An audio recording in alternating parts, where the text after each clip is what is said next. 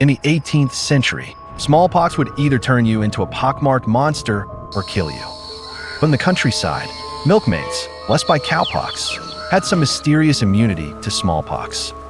Their hands were often covered with cowpox pustules, but his face stayed smooth.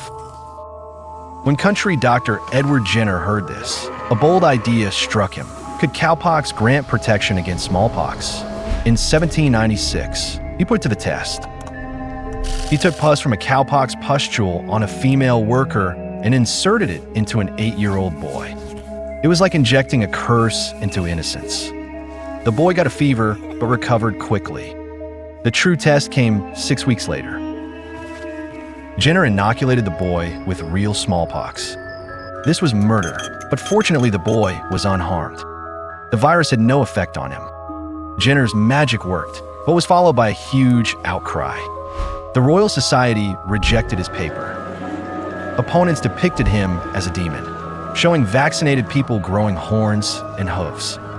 Jenner stood firm, publishing his research at his own cost and building a cowpox temple in his backyard to vaccinate the poor. He coined the term vaccine, from the Latin for cow. History sided with Jenner, crowning this technology. In 1980, smallpox, the plague that ravaged humanity for thousands of years, was eradicated. However, Jenner didn't know why it was effective. He simply opened a door. The world behind the door was still dark. 80 years later, two masters with different personalities illuminated it and triggered a century-long debate on how immunity works. One was the French chemist Louis Pasteur. In the summer of 1879, Pasteur's assistant forgot to inject fresh cholera bacteria into chickens before the holiday, leaving the petri dish all summer. Using these expired bacteria in fall, the chickens became mildly ill but recovered. When exposed to fresh bacteria again, Pasteur realized that bacteria exposed to air weakened but still retained protection. He created the first attenuated vaccine through artificial domestication. In 1881, Pasteur conducted a public experiment in Poile Castle. He injected 25 of 50 sheep with an attenuated anthrax vaccine and then exposed all of them to the anthrax bacteria. As he expected, almost all the unvaccinated sheep died, while the vaccinated unharmed. Pasteur proved to the world that we can create sparring to train the immune system in our bodies. But what really made Pasteur famous was the evening in 1885 when 9-year-old Joseph Meister was seriously bitten by a mad dog. Once rabies attacks, there is no cure. The desperate mother took her child to find Pasteur. Pasteur faced the most difficult decision of his career. He was not a doctor, had no medical license, and his rabies vaccine had only been tested on dogs. But he decided to take a gamble. Over the next 10 days, he injected the boy 13 times with an attenuated rabies vaccine extracted from rabbit's spinal cord. Although the boy had been bitten for around 60 hours, he recovered under Pasteur's treatment and later became a janitor at the Pasteur Institute. Meanwhile, a temperamental Russian was observing an even stranger phenomenon under the microscope. Legend says that on Christmas Eve in 1882, Russian biologist Mechnikov conducted a small experiment in his garden. He inserted a rose thorn into the body of a transparent starfish larva. The next day, he found that countless wandering cells swarmed around the thorn like angry guards, trying to devour it. He realized there must be phagocytes in the body that devour harmful invaders like bacteria. Thus began immunology's First World War. The German-led humoral school believed the defense relied on blood-borne chemical weapons, later known as antibodies. While Mechnikov's cellular school, all the glory went to the ground troops, phagocytes fighting in close combat. German scientists ridiculed Mechnikov's theory as primitive cells eating cells. At conferences, he argued fiercely, and history, in scholars' view, ended with witty humor.